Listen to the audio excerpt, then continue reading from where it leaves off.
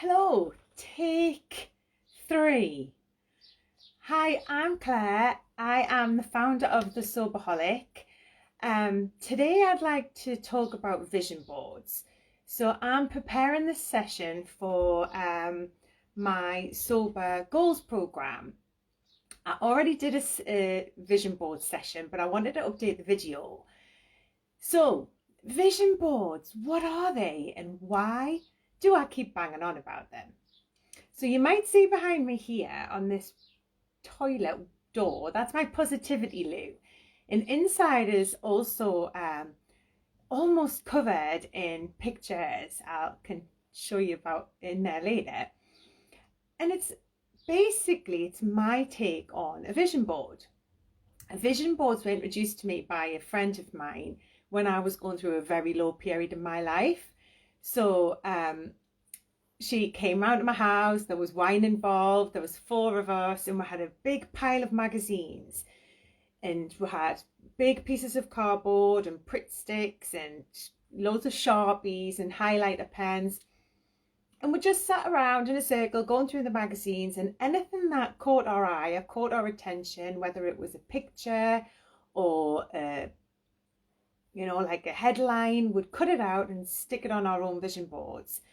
And at the end of the night, because you're not really concentrating, and it's not supposed to be perfect, it's not supposed to tell a story, it's just supposed to be what you're attracted to.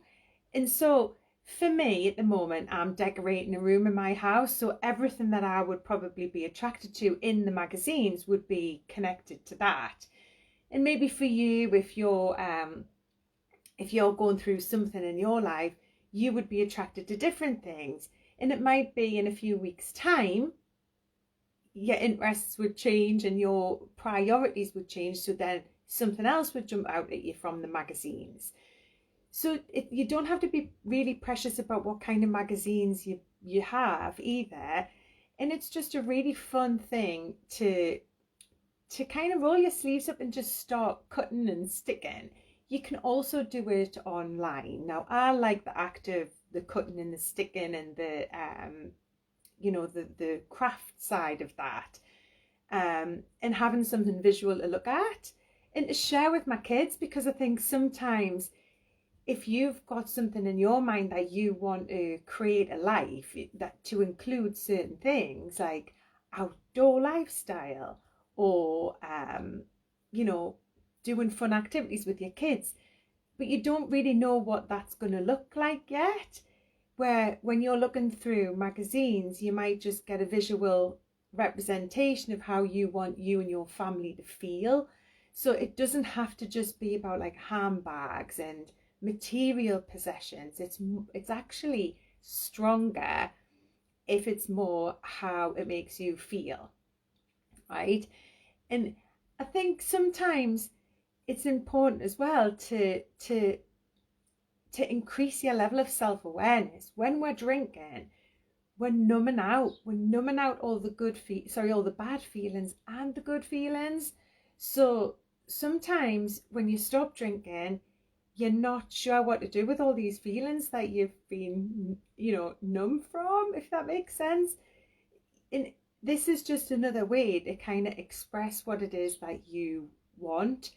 And it might be even linked to something that we'll class as the green-eyed monster. So jealousy, if something picks at you and you think, oh, I would like a bit of that in my life, that's okay. Welcome that and listen to it and think, well, what is it that she's got that I want? What is it that I can do in my life to create the same feeling? And it might be like a slow process. Think of this as a long-term plan. We'll always get caught up in wanting these instant quick fixes, and we want it to happen now. And sometimes knowing what you want, but just putting the steps in place and breaking it down into smaller goals can keep you motivated.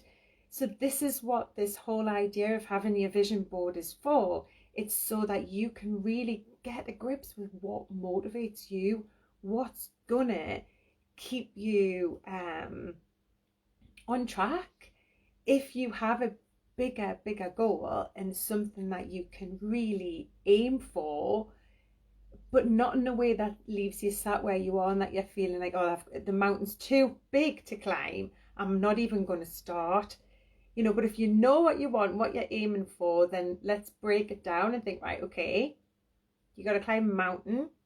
You can't do that today. Let's start by walking around the block. So you can walk around the block today, you can walk around the block tomorrow, so you're closer. By the end of that week, you're closer than what you were had you not tried. So that's the idea behind a vision board. And you might end up with just 2 or 3 things on it the first time you get going. And as time progresses, you'll get into the swing of it.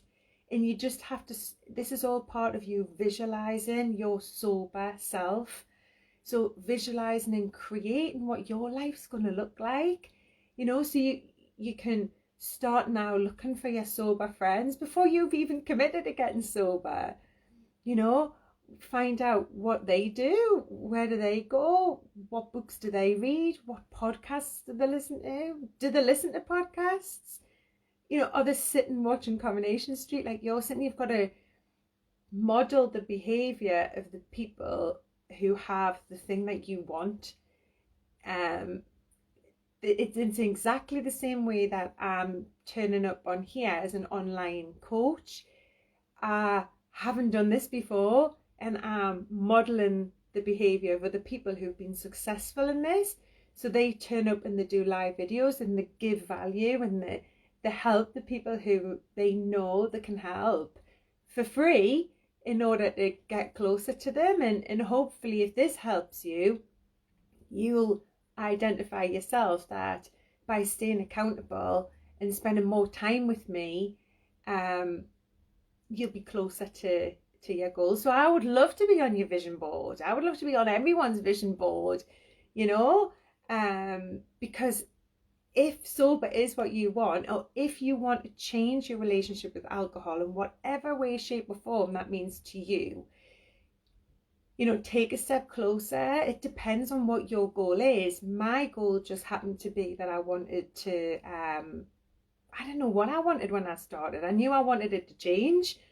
I knew I didn't want what I had, so I knew I had to do something differently. And I started by trying to cut down, by trying to remove the mindless drinking. And I found it so hard because then I gave myself so many rules that I had to stick to. And I would come up with all these crazy rules, like I would only drink once on a weekend. I would only drink wine if I was eating food, and like little rules like that, but they all went out the window. So at the end of the day, I did what I was going to do anyway. Being accountable to myself wasn't enough. It wasn't really enough. I needed to learn more about what it was that I was doing and why I was doing the things that I was doing. And I think by using all of these different self-help books and the Quit Lit, I kind of put the 2 things together, because for me it wasn't just about removing alcohol. It was about finding out why I needed the alcohol in the first place. So yes, I was having a great time when I was going to a party, but when I was drinking through the week and I wasn't looking at my emails and I wasn't turning up as the mum I wanted to be, that's when it started eating away at us. And I thought, I need to change this. I don't want to be that person. I wrote something yesterday about Ollie. I used Ollie as an example, and it was to do with that she is a people pleaser, and she is trying really hard to feel better about herself by pleasing others. And it's just such a typical thing that I used to do. And so you'd overpromise to do things that you didn't really want to do. And then you would spend so much time and energy trying to get out of the thing that you'd promised that you would do. And then if you didn't do it, you ended up feeling worse than you did before you even said you would do it.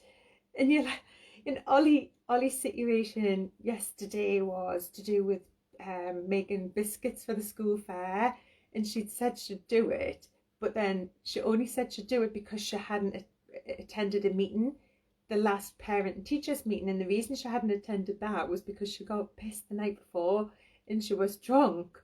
And so she was giving herself such a hard time about this.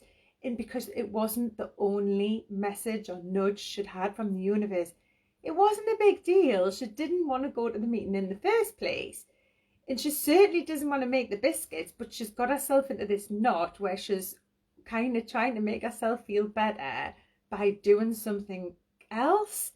And so I don't know if you can relate to that, but I think sometimes when we feel bad about ourselves, we'll go to the end of the earth to feel better by pleasing other people. And that certainly was something that I would do, and then feel resentful.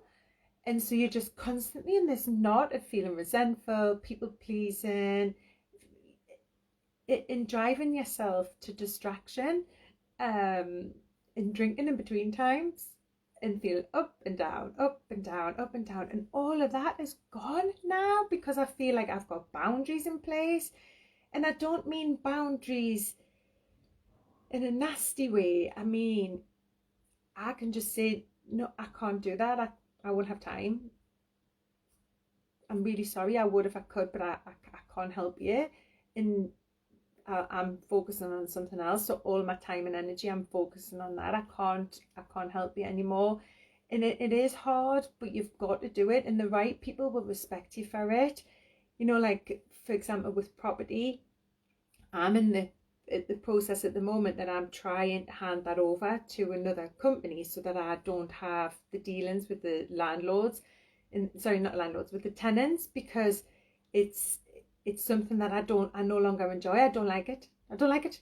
So when people contact me about property, I used to spend so much of my time giving stuff away for free, like just giving free advice and just letting people take over my day by me researching something for them. And I've had to say no now, no. And I think it's easier for me to say no because I think of you guys. And I think if I'm doing that, I'm not helping you. And that's so much easier as a people pleaser, to be honest. So I think I've kind of just flipped it. And instead of pleasing them, I'm trying to please you guys. But that in turn will please me, right? Because if hopefully I'll end up with more clients, and more clients will help me get the things on my vision board for me and my family and my children.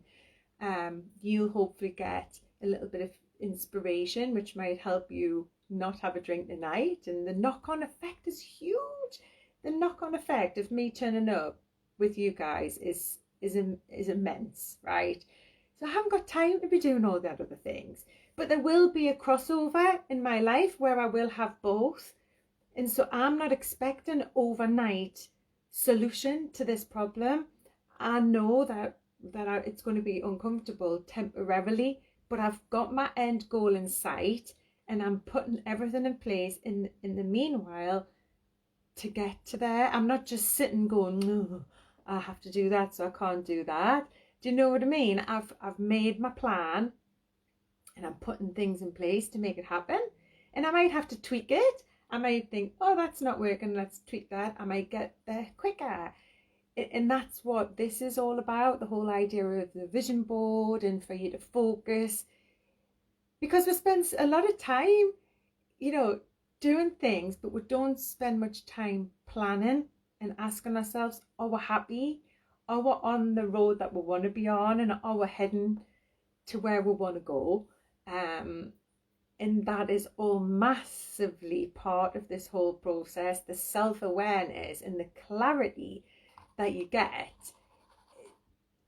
It's just life-changing, because then you can say, right, that's what I want, that's what's pissing me off, that's what I need to change. So do not underestimate this. It is not just about you going without something and feeling left out at Christmas because everyone else is drinking rhubarb bloody gin or whatever. It's bigger than that. Get some rhubarb tonic and just, invest in yourself, and you would have a completely different outlook on life by the middle of January.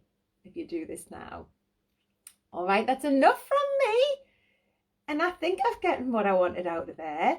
That's my vision board training. I think I'm going to have to just update all these videos and ongoing. And it's good for me to turn up to you guys, because this is the sort of video that I would be sending to you. This is going out on day, I think this is day 19 of the 45-day program to get introduced to a vision board. And so the idea is now you go away, you make your own vision board, or you start a vision board and you add to it. You put it somewhere where you're going to see it every day. And then later you might come across something about affirmations. And at first, affirmations, you might go, what's the point in them? What's the point? It's like making a wish over your birthday candle. But actually, it's so powerful. It's so powerful if you are writing down, alcohol steals my energy. And if you're writing that down every day and that's what you're telling yourself, alcohol steals my energy. Is it true? Yes.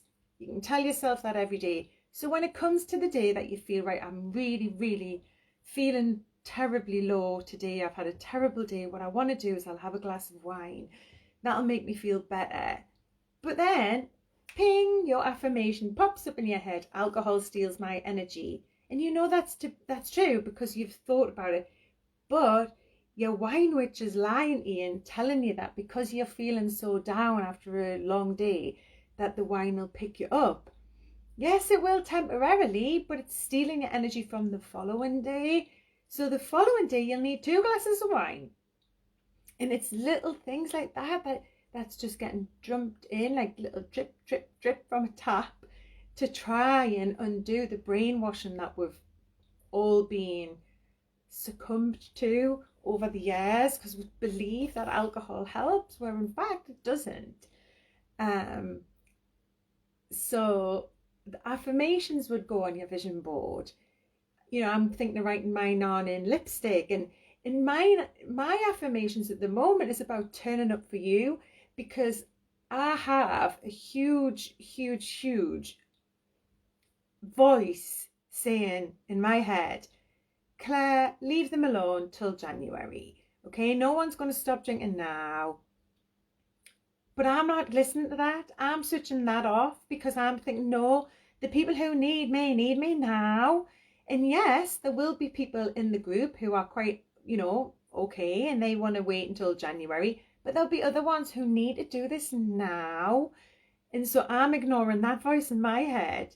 And that's just a voice trying to keep me safe because it doesn't want me to fail. It doesn't want me to fail. So that voice is telling me to stay safe. In the same way that your voice might be telling you to just wait, things aren't so bad. How much worse can things get between now and January? But it's only going one way. I'm here if you want me, you know where I am. Please get in touch if you need me. We can jump on a call, or you can just get the link and sign up and start getting the emails as of tomorrow. So you decide. Bye from me.